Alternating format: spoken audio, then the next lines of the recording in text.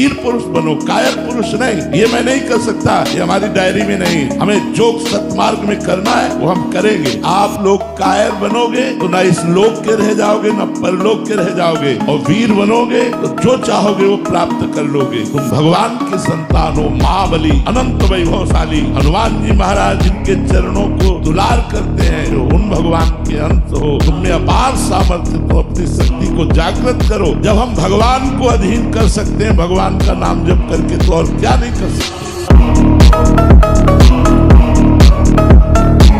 मन के कथनानुसार मत चलो, तुम मन के स्वयं जज बनो। जब मन संकल्प करे तो पहले जांचो ये ठीक सतमार्ग युक्त संकल्प है या असत मार्ग युक्त। यदि हरि स्मरण चल रहा है, हरि के चरणों का आश्रय है, तो आप जान पाओगे मन की चाल को। एक बात और बता देते, वर्तमान को सह जाना, तुम्हारा भविष्य इतना मंगलमय होगा कि कोई बाधा तुम्हें स्पर्श नहीं कर सकती।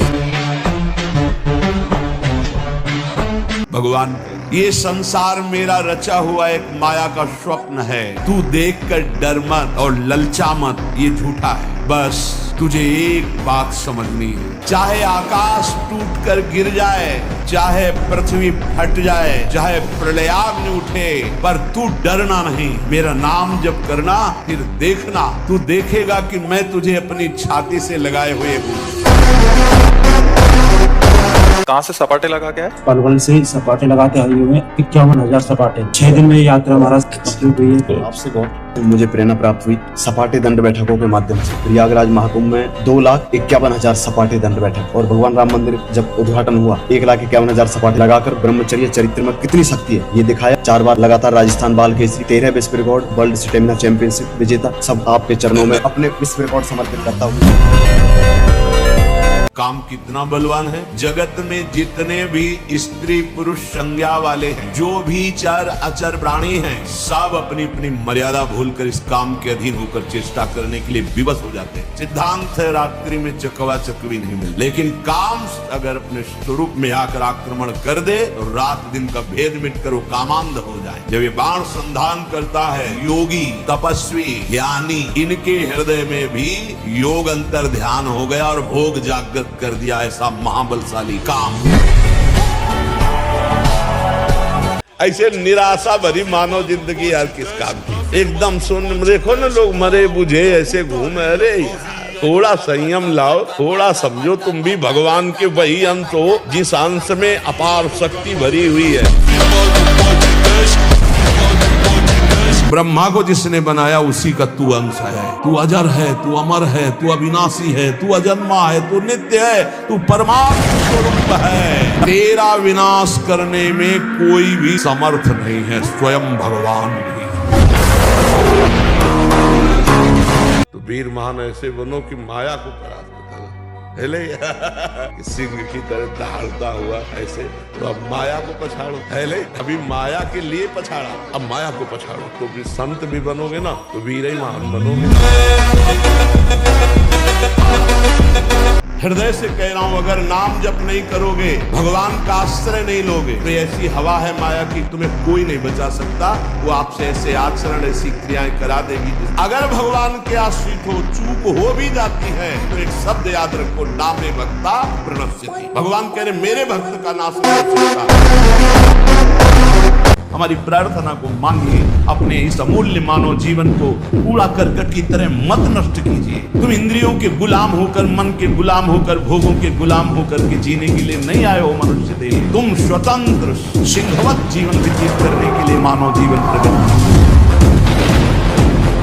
तुम्हारे अंदर सामर्थ्य है, तुम इंद्रिय और मन को रोक सकते हो। एक बार रोक के तो देखिए। भोगों पर विजय प्राप्त करने के लिए सहज युक्ति आपको बता दूं। जब आपके मन में कोई भी भोग विकलता हो, उस समय आपका नाम बहुत रफ्तार से चलना चाहिए, उसको अवसर नहीं मिलना चाहिए। और ये विचार करो कि आया है बस जा रहा है, और जिस समय वो आपको एकदम डुबो रहा है, अपने एक रंग में रंग रहा है, अब विकल है आपके, अब ये मिलना ही चाहिए, उस समय सोचो बस गया गया, और आप कुछ क्षण में देखेंगे वृत्ति पलट गई।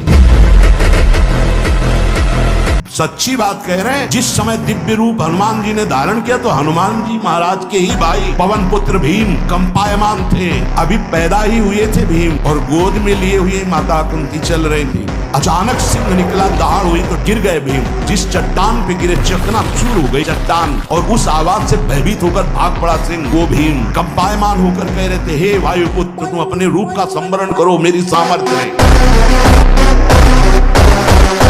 चिंगारी को ज्यादा प्रकाशित करोगे तो एक बूंद पानी में बुझ जाएगी, लेकिन जब ज्वाला हो जाएगी तो एक आग होती है जो समुद्र में भी पैदा हो, बड़वानल। ऐसे ही तुम्हारे हृदय में जब बड़वानल आ जाएगा तो पूरा संसार खिलाफ हो जाए तो भी कुछ नहीं बिगड़ने वाला। बाहरी कुछ ऐसा मत करो यदि विरोध हो रहा है, अंदर ही अंदर इतना बढ़ा लो कि फिर ताल ठोक के मैदान पे आ जाओ, कोई भी परास्त नहीं।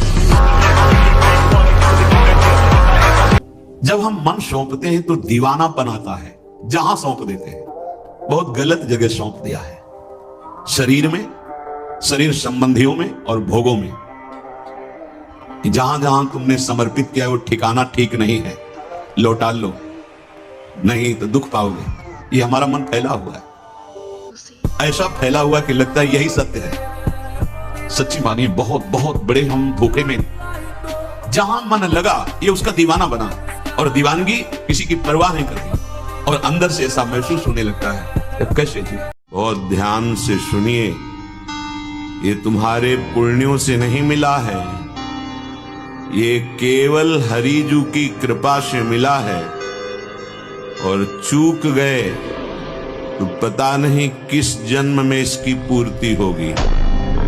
इसलिए सावधान, तुम्हारी बुद्धि, तुम्हारा मन सबसे बड़े शत्रु हैं, और यही सबसे बड़े मित्र हो जाते हैं जब हम इन पर शासन करके सतमार्ग पर चलाते हैं। तो जिन लोगों को ये दिमाग में बैठ गया है कि मांस भक्षण करने से ही शरीर पुष्ट होगा, तो मैं प्रार्थना करता हूं चर्बी बढ़ सकती है, लेकिन तुम्हारे अंदर मनोबल उस कोटि का नहीं होगा, क्योंकि दूसरे की हिंसा करके अपने शरीर का पोषण करने वाला बलवान। अभी डिप्रेशन ठीक हो जाएगा, हम आपसे कह रहे, ब्रह्मचर्य पर दृष्टि डालो, ब्रह्मचर्य का सुधार करो, बुरे आचरण जो करते हो उनको छोड़ दो, और नाम जप करो। अभी आनंदित ना हो जाना तो बताना, अरे आनंद, अरे ऐसा आनंद, प्रसन्न आत्मा जिससे ब्रह्मचर्य पुष्ट हो। अभी कुछ दिन वो आचरण करो, अभी देखो ठीक होने लगे। महाराज जी, मैंने आज तक जो भी कोई कार्य करना चाहा उसमें मैं अपनी गलतियों के कारण असफल रहा प्रभु। अब मैं अंदर से इतना हार चुका हूँ कि नहीं, हारना तो नहीं, ये शब्द मनुष्य जीवन में नहीं लाना चाहिए। 1000 बार हारेंगे तो भी अविनाशी के बच्चा है, हम जीतेंगे। ये हमारी कमजोरी क्या है, हम क्यों हार जाते हैं? हम यहाँ से कमजोर, फिर उसमें लड़ो, फिर लड़ो, एक दिन जीत जाओगे, एक दिन जीत जाओगे। एक बार तुमने यदि असफलता में भी कदम बढ़ा दिए, महावीर बन जाओगे। ये असफलता कदम रोक देती है। अब क्या होगा? अब वही होगा जो होना है। कोई ये ना समझ ले कि आरंभ में एक बार मैं गिर गया तो गिरता ही रहूंगा। नहीं, हम रो नहीं सकते, रुलाएंगे। ये काम क्रोध बहुत रुला चुके हैं। भगवान का आश्रय लेकर हर विकार को भगाएंगे। हम रब महावीर के अंश हैं, महाबली हैं हमारे प्रभु। मैं कल अगर मर जाऊं तो तुम आजीवन हमारी वाणी के अनुसार चलना, कभी धर्म से विरुद्ध मत चलना, तुम किसी वैभव के गुलाम मत बनना, कभी किसी के गुलाम मत बनना, केवल श्री जी की गुलामी और धर्म पूर्वक चलना।